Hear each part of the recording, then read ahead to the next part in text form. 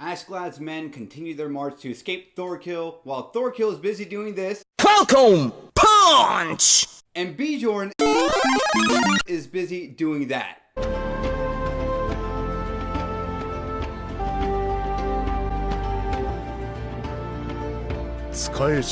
What is going on, guys? My name is DJ Miles and I'm here to review the latest episode of Vinland Saga. This is episode 17, Servant. And before we begin with this episode review, if you guys can go ahead and do me a favor and like this video and subscribe to my channel for more anime content, you know I would greatly appreciate it. So now let's go ahead and talk about this episode. We see Askeladd's will remain really strong and really powerful because why? Cut to a flashback, only to quickly find out that it was Askeladd as a child talking to his mother, and his mother was talking about King Artorias. You have to stay alive because this king will come and save us. Askeladd, please do what you have to do for that. Of course, as we see him battle his men, we know that King Artorias, he's not going to be here, but if he can groom Prince Canute in the eyes of how he wants a leader to act and what that potential leader could do in the future, that's a lot of good stuff for Askeladd. Not only that, he would pretty much be the guy in charge since he would be basically the hand of the king,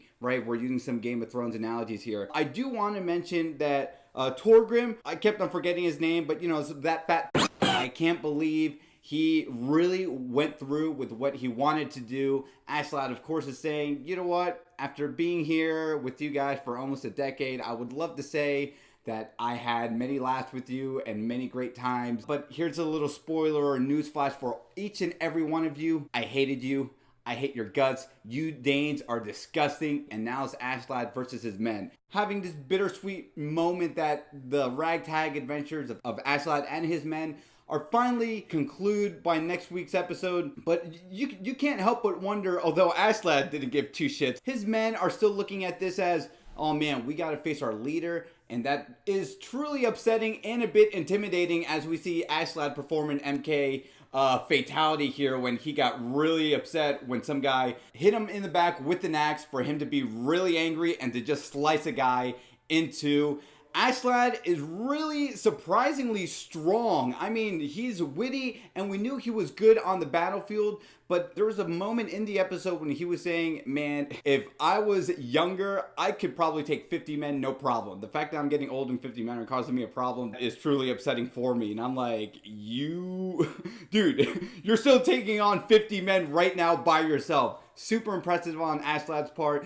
But let's go ahead and talk about Thorfinn real quickly because we see him alongside Bjorn trying to escape with Prince Canute. Bjorn's horse fly off. Bjorn's a bit injured and he's like, not today, motherfuckers, because I'm going to take this magic mushroom off of Super Mario World, and then we go off of that. So can someone please give me some historical context of what this psychedelic mushroom does? Because apparently it makes Bjorn a Super Saiyan, and if it makes Bjorn a Super Saiyan, I can't help but wonder, why doesn't Thorfinn do it? Why doesn't Askeladd do it? So there might be some repercussions to taking this magic mushroom that I need to know more about if this is some historically contextual thing. So someone please inform me in the comment sections about that. And of course, Thorfinn is not going to go ahead and help Bjorn because he's like, wait, Askeladd is by himself facing off all these men. Oh, no. I'm not going to go and have Askeladd die an early death. Not on my watch, because I still need to get revenge on what he did to my father years and years ago. And we see him go 100 miles per hour. And as he faces off to the battlefield, we see Thorkell. And let's now talk about him. This man is so intimidating.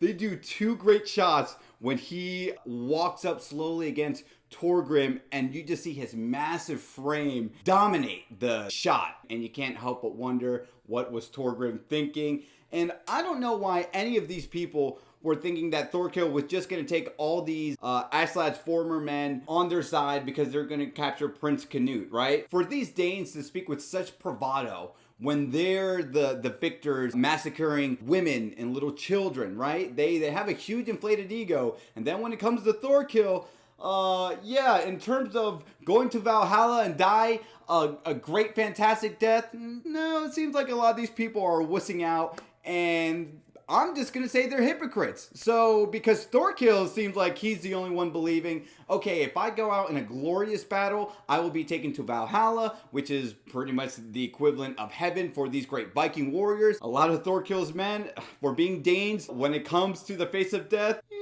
I don't know if I want to do this. Thorkell throw the axe to Torgrim and say, listen, you want to go to Valhalla? Just let's go ahead and fight. He is so scared. He is frozen in fear.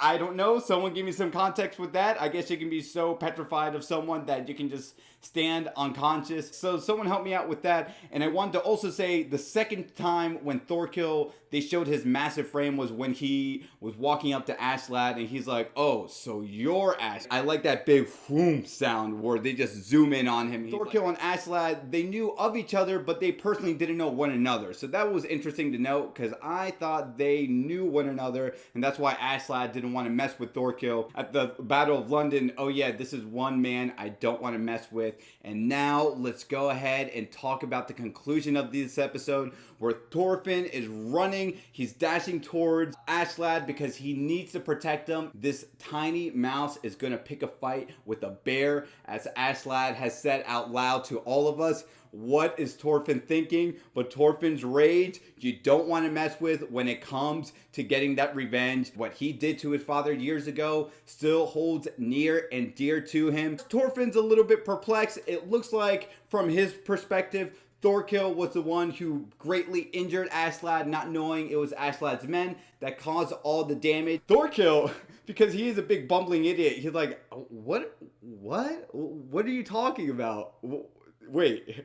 Oh, you want to fight me to the death if I kill Askeladd? Okay, well, I guess I'm not going to let him go. And how many of you motherfuckers were looking at that clock in the last 2-3 minutes and I'm like, they're going to stop this battle between Thorfinn and Thorkell right here. They're going to conclude it right here before they face off. And what did they do? Servant ends because they're like, DJ Miles, not today. We're going to conclude it. And we're going to give you blue balls for just one more week before we see this main pay-per-view event of Thorkell versus Thorfinn. And man, did Servant deliver today. People, as I always say, Vinland Saga is not only the best original anime that has come out in 2019, sorry, Demon Slayer. More people need to be on this, and I am so excited to have this show graced upon us from all the gods and goddesses of Valhalla. So guys, let me know what you thought. Did you like it? Did you hate this episode? I think you're a little crazy if you hated this episode. What did you think about Askeladd's men betraying Askeladd? Was it a little bittersweet of a farewell?